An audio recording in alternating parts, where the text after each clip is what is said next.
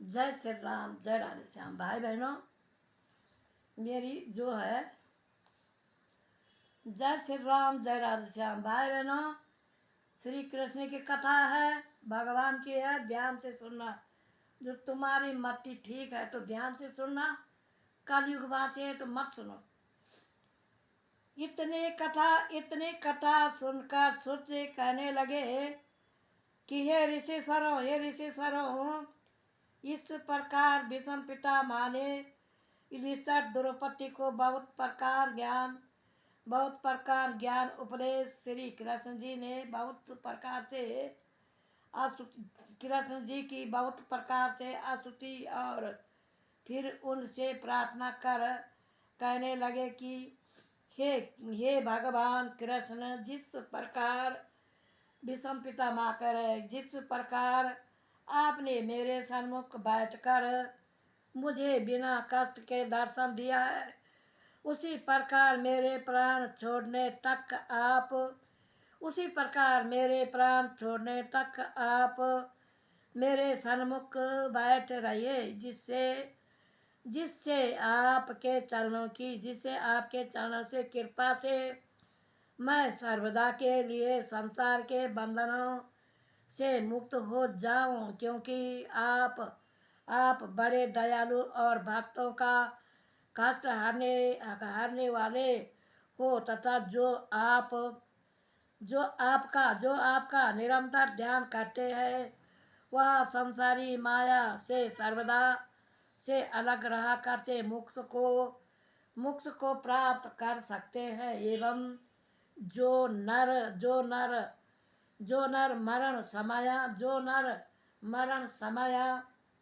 मरण समय में एक बार भी आपके नाम का स्मरण करे, वह भी भव सागर से पार हो जाते हैं। यदि हे दीन बंधु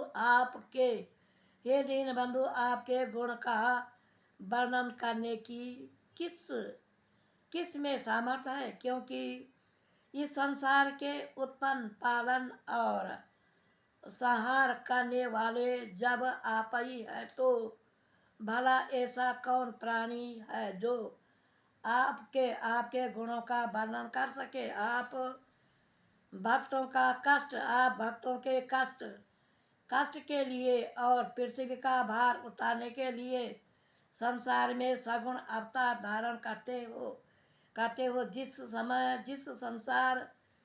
जिससे संसार जीव भी आपके चरित्रों का गुणगान करते, वो भी भगवान वह भी भवसागर पार उतर जाते हैं, तथा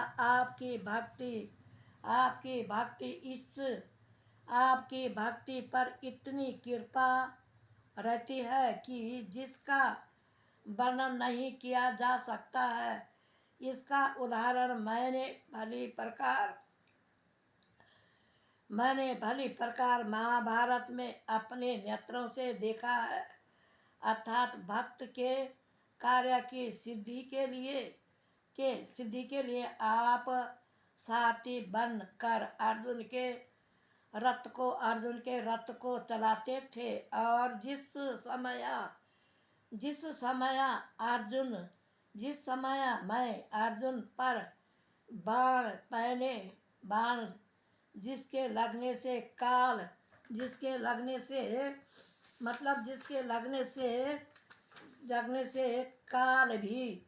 काल भी नहीं बचा सकता छोड़ता था, उस समय आप ही बाणों को अपने शरीर पर ठोक कर अर्जुन की रक्षा करते थे। उस समय आपके शरीर से बाण लगने से रक्त की लाल लाल बूंदे और रथ के घोड़े दौड़ाने से पसीने के जाला कण बूंदे और मोतियों की तरह शोभायमान लगते थे, और मेरे अगणित बाणों की झड़ी से आप मेरे अगणित बाणों की झड़ी से आप इसी प्रकार सुशोभित हो जाते थे जिस प्रकार, मतलब मेरे अगणित बाणों से इतना झड़ी से इसे शोभित हो जाते हैं, जिस प्रकार सुमेरु पर्वत शिखरा पर वर्षा की झड़ी लग जाने से चित्त मोहक हो जाता था। हे श्याम सुंदर, वह दृश्य मेरे आँखों के सामने सामने अब भी मुझे आनंदित कर रहा है तथा सदा अपनी आप सदा अपनी ही प्रतिज्ञा की रक्षा अपनी प्रतिज्ञा की केवल न करके सदा भक्तों की प्रतिज्ञा का ध्यान रखते हैं। और इसलिए तो आपने अपनी इस प्रतिज्ञा को मैं युद्ध में हथियार धारण नहीं करूँगा तोड़कर मेरी इस प्रतिज्ञा को मैं महाभारत में आपको शास्त्र धारण करवा कर रखूँगा। रक्त का चक्कर धारण कर रखा था। उस समय आपके बिजली के सहित गरजते हुए बादल की तरह शोभायमान हो रहे थे।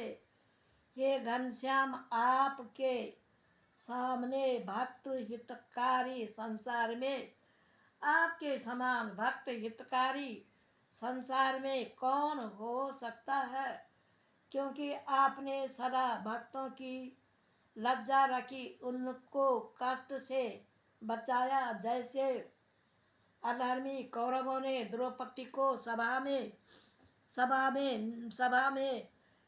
सभा के बीच में नंगा कराना चाहा, वैसे ही आपने अनन्या चीर बड़ा उनकी लज्जा रखी थी। और जल में ग्रह द्वारा गज के पकड़ जाने पर जब उसे आपकी जिहा होकर प्रार्थना की तो आप उसी समय गरुड़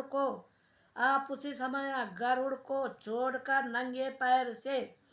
नंगे पैर से दौड़कर ग्रह को मार कर उसके प्राणों की रक्षा किए तथा उसी प्रकार जब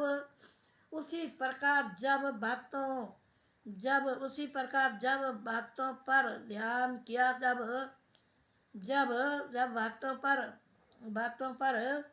उसी प्रकार जब भक्तों ने आपका ध्यान किया है तब आपने उसे दर्शन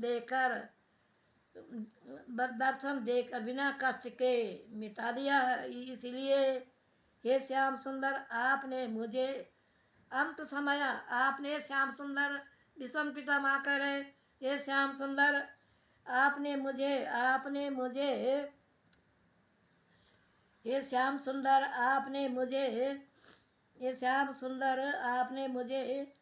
दर्शन दिया है। आपने मुझे दर्शन देकर कृतार्थ किया, क्योंकि बड़े ऋषीश्वर मुनीश्वर हजारों वर्ष तक तप और करते भी आपके दर्शन को शीघ्र नहीं प्राप्त होते हैं। सो आपसे मेरी अंत समय प्रार्थना है कि आप मेरे तमाम अपराध को मुझे क्षमा करे क्यों मुझे वरदान दे। आपके चरणों की भक्ति मुझे सदा बनी रहे। यह सुन श्री कृष्ण भगवान एवं मस्तु ऐसा कहकर उनका सर्व उनका वरदान दिया है और वरदान दिया है क्या कि हे सत्याव्रत आप हमेशा हमारी सदा अटूट भक्ति बनी रहेगी। तदंतर विषम पिता महा भगवान का ध्यान अपने हृदय में रख कर और सब ऋषिश्वर मुनीश्वरों को प्रणाम कर योग अभ्यास द्वारा अपना शरीर त्याग कर वैकुंठ को चला गया और देवताओं ने उन पर फूल की वर्षा करे। जय श्री राम, जय राधे श्याम, जय श्री राम, जय राधे।